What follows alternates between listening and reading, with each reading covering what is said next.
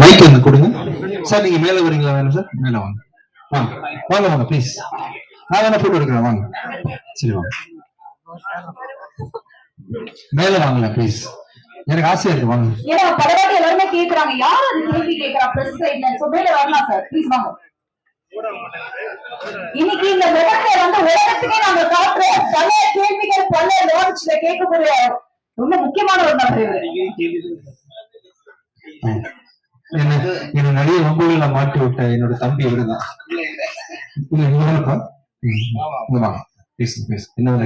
வந்தது வந்து ஹீரோயின் கூட ரொமான்ஸ் இல்லைன்னு படம் பேரே ஹிட்லர் வச்சிருக்காரு. உண்மையிலுமே ஹிட்லர் மாதிரி நடந்துட்டாரு டைரக்டர். ஹிட்லர்ல வந்து ஃபுல் அண்ட் ஃபுல் ஆக்ஷன்ல ஃபோக்கஸ் பண்ணாரு. இனிஷியல் ரொமான்ஸ் கொடுத்தாரு, ஆனா வந்து ரொம்ப மணி இந்த என்ன சொல்றது இருக்கு, ரொமான்ஸ் இருக்குப்பா. தள்ளி தள்ளி பேசுறோம், நானும் அவங்களும் கண்ணா பார்த்து ரொமான்ஸ் பண்றோம். நெக்ஸ்ட் ப்ராஜெக்ட்ல இன்னும் க்ளோஸா ட்ரை பண்ணலாம். உங்களுக்கு வேணுமா அது மாதிரி? சரி, ஓகே. இதுல ஆக்சுவலா ஹிட்லர்ல அந்த சொஸ்திக் அந்த கன் எல்லாமே இருக்கு. கம்யூனிஸ்ட் படமா இருக்குப்பா. இல்ல, ஒரு கெட்டவன், அந்த கெட்டவனுக்கு ஒருத்தன் வந்து கெட்டவனா தெரியறான் அப்படின்னா அவன் யாரு? அவன் நல்லவன். கெட்டவன் பார்வையில ஹீரோ ஹிட்லரா தெரியறான்.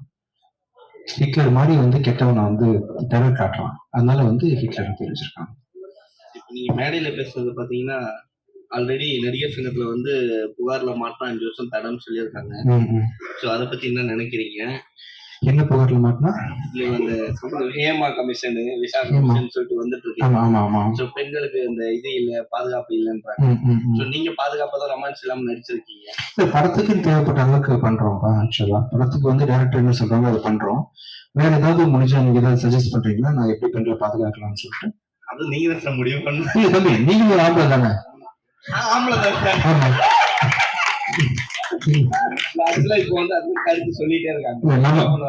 நான் வந்து பெண்களை எப்படி பாதுகாக்கிறதுன்னு சொல்லிட்டு நான் சொல்றேன். உங்க கருத்து என்ன, எப்படி பாதுகாக்கலாம்? நம்ம தங்கச்சின்னு சொன்ன பாதுகாப்பு தம்பி முடியுமா? அதெல்லாம் மனசாட்சி எப்படி பேசுங்கப்பா.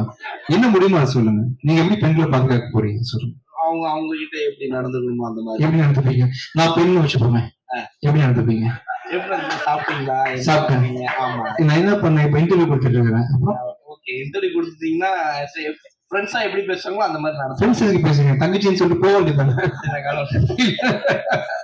வேற எதுவும் தேவையில்லை என்கிட்ட உங்களுக்கு ஆக்சுவலா. இல்ல பெண்ணா வந்து நிக்கிறேன் இல்லையா? சாப்பிட்டீங்களா? சாப்பிட்டீங்களான்னு கேட்டீங்க, சாப்பிட்டேன்னு சொல்லியாச்சு. வேற என்ன கேட்டீங்க ஆக்சுவலா? அடுத்தது என்ன ப்ராஜெக்ட் பண்ண போறீங்க? அடுத்தது பண்ணிட்டு இருக்கீங்க? நான் வந்து சுதரிப்பா அண்ணான்னு பேசிடுறேன் இனிஷியல்ல இருந்து. இப்பதான் பெண்கள் அப்படிதான் பேசுறாங்கல்ல, தன்னை பாதுகாத்துக்கிறது. உங்க மாதிரி பசங்களை பார்த்தா, வாலிபர்களை பார்த்தா எடுத்தவனே அண்ணான்னு சொல்லிடுறாங்க. இன்னைக்கு ஆங்கர் மேல என்ன போகும்னு தெரியல. சோபனா என்னோட பெஸ்ட் ஆக்சுவலா. நம்ம ஜாலியா பேசிட்டேன், வேற உங்களுக்கு பாருங்க. அதே போல இப்போ வர நீங்க சொன்னீங்க சமீபத்துல நாங்க ப்ரமோஷன் பண்ணிட்டு இருக்கோம்னு சொல்லிட்டு, அந்த ப்ரமோஷன் பண்றீங்க, இங்க நிறைய கேமராஸ் இருக்கு, இவங்களுக்கு எல்லாம் ஏன் கொடுக்க மாட்டீங்க? கொடுத்துட்டு இருக்கேன். உங்களை கூப்பிட்டு வச்சு பேசிட்டு இருக்கோம், எல்லாரையும் வர வச்சு பேச போறோம். நீங்க எல்லாரும் வர போறீங்க. இங்க இருக்கவங்க நிறைய பேர் அதை நோக்கி தான் வந்துட்டு இருக்காங்க. ஆமா ஆமா. சோ அதனால இங்க இருக்கவங்களையும் கூப்பிட்டு கொஞ்சம் கன்சல்ட் பண்ணி இன்டர்வியூ எடுங்க அப்படின்னு. ஏன்னா பெரிய ஹீரோக்களை வந்து இவங்க கூப்பிடுறது இல்ல நீங்க அப்படின்னு. இதை இப்போ கூப்பிடுறோம், உங்களை வச்சு நீங்க யாரெல்லாம் கூப்பிடணும்னு சொல்றீங்களோ எல்லாரும் கூப்பிட போறேன். நேற்று ஒரு 8 சேனல், முந்தானத்து ஒரு 8 சேனல், 16 சேனல் வந்து என் நெட்ல படம் ஓடுறதுக்காக கொடுத்துருக்கோம் இன்டர்வியூ. இப்ப யாரை கூப்பிடலாம் சொல்லுங்க, நீங்களே கூப்பிடு. நீங்க யார வேணாலும் உங்களுக்கு பிடிச்ச யாராவது சொல்ல முடியாதுல்ல. யாரா ஒருத்தர் உங்களுக்கு யாரும் பிடிக்கும் கூப்பிடுங்க. யாரு ரொம்ப கஷ்டப்படுறவங்க, யார் ரொம்ப நாள் இன்டர்வியூ எடுக்காம தவிக்கிறாங்கன்னு சொல்லுங்க. நிறைய பேர் இருக்காங்க. ஒருத்தர் யாரா அடுத்த ஒருத்தர் கூப்பிடுங்கப்பா, பேசிடலாம். அப்படி வாங்க சார், மோகன் சார் வாங்க வாங்க வாங்க வாங்க வாங்க வாங்க வாங்க ப்ளீஸ் மேல வாங்க. என்ன ஒரு ஹாய் என்றாரு, உங்க கூப்பிடுறாங்க சார், ஹாய் அப்படின்றாரு. மைக் थैंक यू வாங்க வாங்க. என்ன செஞ்சிட்டு சரி தம்பி, நான் செய்யற மாதிரி இருக்கு. எவ்வளவு அன்பா பழகுறேன், ரொம்ப அன்பா பேசிட்டு இருக்கேன். தம்பி இந்த உண்மை மனசு சொல்லுங்கப்பா. இல்ல உண்மைதான் சார். சரி சரி, வணக்கம் வணக்கம். எல்லாரையும் வந்து ஜிவி சார் வச்சு செய்வார், ஏன் ஸ்டேஜ்ல அவரை வச்சு செஞ்சீங்க? சரி ஆக்சுவலா என்னன்னா, என் மைண்ட் ஃபுல்லா என்ன இருக்குன்னு ஓப்பனா சொல்றேன். எப்படியாவது பண்ணி இந்த ப்ரொடியூசரை காப்பாத்திடணும், அதை தவிர்த்து எனக்கு எதுவுமே இல்லை. ஒரு குட்டிக்காரன் அடிக்கணுமா, அடிக்கணும், ஏதாவது ஒண்ணு பேசணும். இது என் ப்ரொடக்ஷன் கிடையாது. இதுல உள்ள இல்ல எதுவா இருந்தாலும் அது ராஜா சார் தான் பொறுப்பு. பின்னாடி டிஸ்பிளே வேற ஒர்க் ஆகல. ஒருவேளை ஒர்க் ஆச்சுன்னு சொன்னா ஹிட்லர் தெரிஞ்சிருக்கும். இந்த இடத்துல ஒரு ஹீரோவா ஏதாவது பண்ணி ஏதாவது காப்பாற்ற முடியுமே. என்ன நம்பி வந்து ஐஸ்வர்யா தத்தா இருக்காங்க, அந்த ஒரு பொண்ணு நடிச்சிருக்கிறாங்க, இந்த டீம் சம்மந்தப்பட்டிருக்காங்க. தனோட வாழ்க்கை இது 4 வருஷம் கழிச்சு ஒரு படம் நடிச்சிருக்கிறாரு. இவங்களுக்கு ஏதாவது ஒண்ணு பண்ணுமேன்றதுக்காக, இது என்னோட தனிப்பட்ட நேச்சர் கிடையாது. இந்த படத்துக்காக ஒரு நாள் பண்ணுறதுக்காக சாரை கூப்பிட்டு ஒரு கலகலன்னு போட்டு அதெல்லாம் நீங்க மீடியால போடுவீங்க, மக்கள் பார்ப்பாங்க, இது ஹிட்லர் சம்மந்தப்பட்ட விழான்னு தெரியும். அதனால வந்து படத்தை பார்ப்பாங்க, புக்கிங் நடக்கும், எல்லாரும் இந்த படத்தை பத்தி சம்மந்தப்பட்டவங்க சந்தோஷமா இருப்பாங்கன்றதுக்காக பண்ண வேலை தான், மற்றபடி வேற ஒரு படத்துக்கு வந்து ஹிட்லர் பேர் வச்சிருக்கீங்க. உண்மையான ஹிட்லருக்கு வந்து ஒரு புகழ் ஒண்ணு பிடிக்கும், அவருக்கு புகழ் பிடிக்கும், வெற்றி பிடிக்கும். அதே மாதிரி விஜய் ஆண்டனிக்கு வந்து கிசு கிசு பிடிக்கும். இந்த ஹிட்லருக்கு என்ன பிடிக்கும்?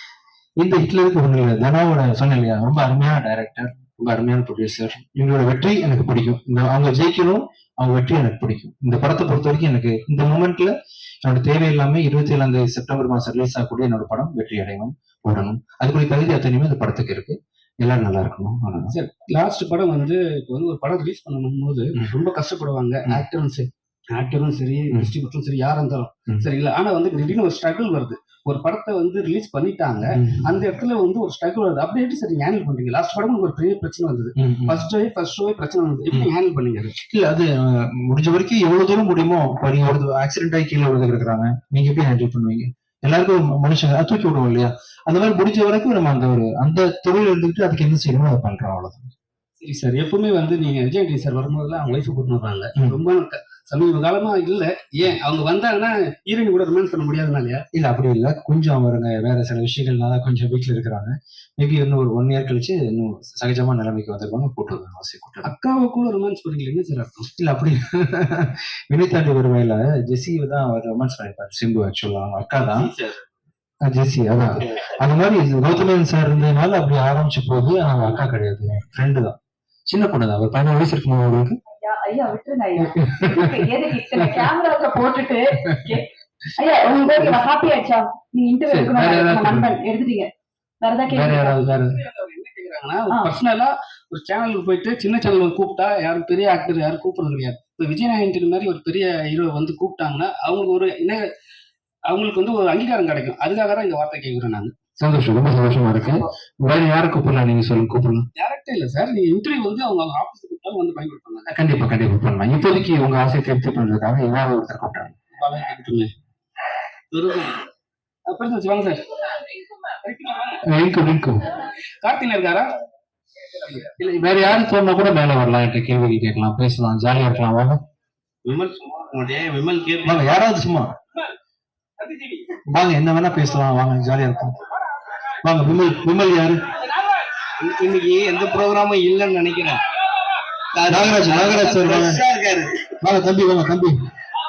யாராவது நாகராஜ் எல்லாருமே கோரஸா கூப்பிடுறாங்க. யார் அவரு? யாரா வராங்களா? தந்தை டிவில இருந்து ஒருத்தவங்க வந்துட்டு இருக்காங்க. வாங்க தம்பி, வாங்க. போன் பேசிட்டு வராரு. அவர்கிட்ட என்ன கேள்வி எல்லாம் கேட்கலாம்னு கேள்வி கேட்டு வராங்களா மேனேஜ்மெண்ட்ல?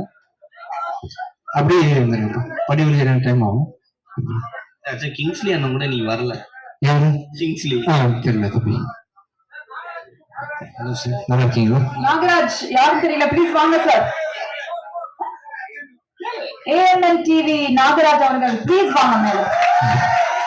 ஆமா, என்ன சார் நீங்க இவ்வளவு ஃபேன்ஸ் இருக்காங்க போல, என்ன சார் விஜய் சார் ப்ரமோஷன் வேற போட்டு போலாமா நீங்க? வாங்க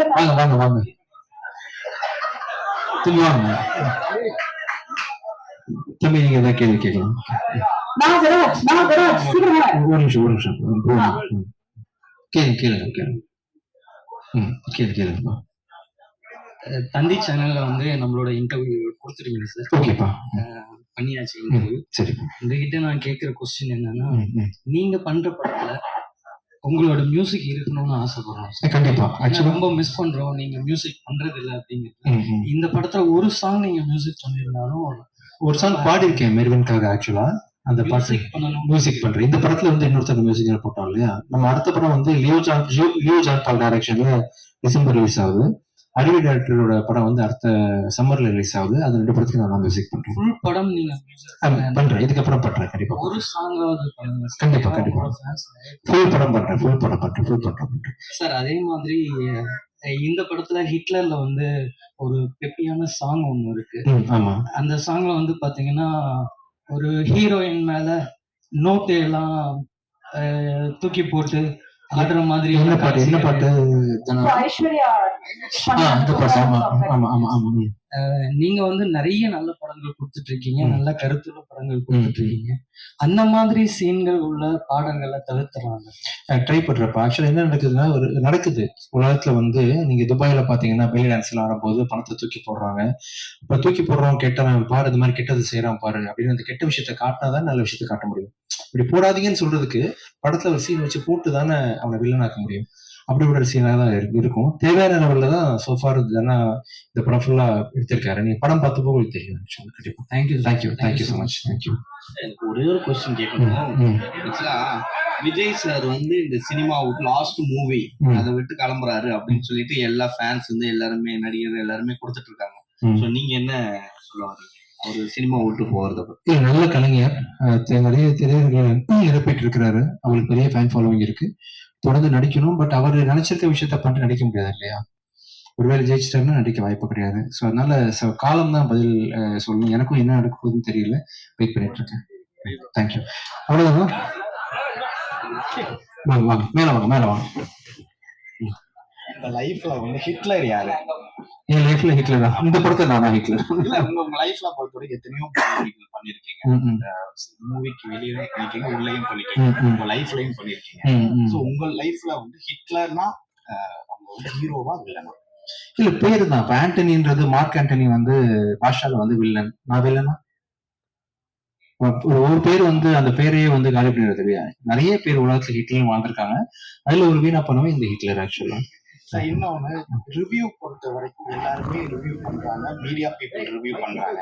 சோ சோசியல் மீடியால பொறுத்த வரைக்கும் வந்து ரிவ்யூக்கு வந்து நீங்க வந்து ஒரு சில ரிவ்யூவர்ஸ் வந்து நீங்க பண்ற தப்புன்னு நீங்க சொல்லிட்டீங்க. தப்பு பண்ணும்போது மட்டும் தப்புன்னு சொல்றேன். சோ ஹிட்லரே ரிவ்யூ பண்ணுவாங்க. ஆமா. சோ உங்களுடைய பாயிண்ட் ஆஃப் வியூல ஒருத்தங்க ரிவ்யூ பண்றது ரிவ்யூவா இருக்கணுமா, ஒப்பீனியனா இருக்கணுமா? அவங்க ஒப்பீனியனா இருக்கணும், ரிவ்யூவா இருக்கணும். எப்படி வேணா இருக்கலாம். சரி, இன்னொருத்தர் வாழணும், நம்ம எல்லாம் சந்தோஷமா இந்த உலகத்துல கடந்து போகணும், ஜேர்னி நல்லா இருக்கணும், ஒருத்தர் சப்போர்ட் பண்ணுன்ற நோக்கில இருக்கலாம். தப்பு இல்லை. ஆமா சார். இந்த படம் வந்து ஆடியன்ஸ் பொறுத்த வரைக்கும் எப்படிப்பட்ட படமா இருக்கும்? உங்களுடைய கேரியர் பொறுத்த வரைக்கும் எப்படிப்பட்ட? ரொம்ப முக்கியமான படமா இருக்கும். கமர்ஷியல் படமா இருக்கும். நம்பி வந்து ஹிட்லர்ன்ற படம் வந்து 27 ரிலீஸ் ஆகும். தியேட்டருக்கு வருவாங்க. வர யாருமே டிசப்பாயிண்ட் ஆகாம கண்டிப்பா திருப்பி போவோம். இது வந்து மூவியோட ப்ரமோஷனுக்கு நான் கேட்கிறேன். சோ அவுட் ஆஃப் மூவி தான். அவுட் ஆஃப் மூவி கேமரா கேட்பீங்களா? இல்ல உங்ககிட்ட கேட்கிறேன். சரி. சோ விஜய் சாரோட மாநாடு வந்து இண்டஸ்ட்ரியே போற மாதிரி ஒரு தகவல் இருக்கு. நீங்க விஜய் சார் கிட்ட மாநாடுக்கு வந்து போகக்கூடிய வாய்ப்புகள் இருக்கா? அரசியல் எதுவும் கிடையாது. அரசியல் இல்லாம விஜய் சார் மாநாடுனா அரசியல் தான். விஜய் சார் கூப்பிட்டாங்களா? விஜய் சார் உங்களை கூப்பிட்டாங்களா? போவதற்கு வாய்ப்புகள் இருக்கா? விஷால் கூப்பிட்டாலும் போவேன். இல்ல விஷால் சார் மாநாடு வச்சாலும் போவேன். கூப்பிடுறீங்களா மாநாட்டுக்கு வர்றேன். விஜய் சார் ரியா பிளான் டு மாநாட்டு கிங்ஸ்லி கூப்பிட்டாலும் போவேன். விடுங்கப்பா விடுங்க. சார் நீங்க ஃபர்ஸ்ட் மாநாடுனா என்னன்னு ரியாக்கு எக்ஸ்பிளைன் பண்ணாங்க. என்னப்பா? ப்ளீஸ் கம் டு மா. ஓகே அதை விட்டுருலாம். Last question sir. லாஸ்ட் நான் கேட்டேன், நீங்க அதை விட்டீங்க. என்னன்னா எந்த ஒரு தனி மனிதனுக்குமே வந்து கிசு பேசினாலும் சரி, பேசினா பிடிக்கும், அவங்க மேல கிசு வந்தா பிடிக்காது. ஆனா நீங்க எல்லா மேடையிலயும் வந்து கிசு எழுதுங்க, சொல்லுங்க, என்ன ஒரு காரணம் சார்? ஏன் பண்ண மாட்டேங்கிறீங்க காரணம் சொல்லுங்க. நான் இவ்வளவு கேட்கிறேன். இல்ல பண்ண முடியல. பண்ணிட்டு ட்ரை பண்ணல. ஒரு வருஷம் தப்பு இல்லாம இருக்குமா? அப்படின்னா சொல்லிக்க வேண்டியதுதான். 3 பேரை வந்து ஒரே மேடையில வந்து லவ் பண்ணிட்டீங்க. சிச்சி அது ப்ரொடியூசருக்காக பண்ணேன். ஹிட்லர் படத்தை ப்ரொமோட் பண்றதுக்காக நான் பண்ணேன். இன்னும் 4 பேர் கூட பண்ணுவேன், கூப்பிடுவாங்க. சரி, இன்னொன்னு கேட்டேன் சார். கிசு கிடையாது, ஒரு டைரக்டர் ஒரு விஷயத்த சொல்றாரு. ஆனா விஜய் ஆண்டனி சார் மட்டும் வித்தியாசமா பண்றது ஏன்? என்ன பண்றாங்க? ஒரு டைலாக் சொல்றாங்க, அந்த டைலாக்கே நீங்க வந்து மாத்தி அவர் வந்து ரொம்ப ஸ்டைலா சொன்னாரு, பொய்டிக்கா சொன்னாரு. உங்களுக்கு வரும், எனக்கு வரல. அதனால ரொமான்டிக் படம் தான் பண்ணல. நெக்ஸ்ட் டைம் நான் வந்து கண்டிப்பா இம்ப்ரோவைஸ் பண்றேன். தேங்க்யூ. தம்பி மாட்டி விட்டது போதுமா? வேற ஏதாவது பிளான் வச்சிருக்கீங்களா? தேங்க்யூ.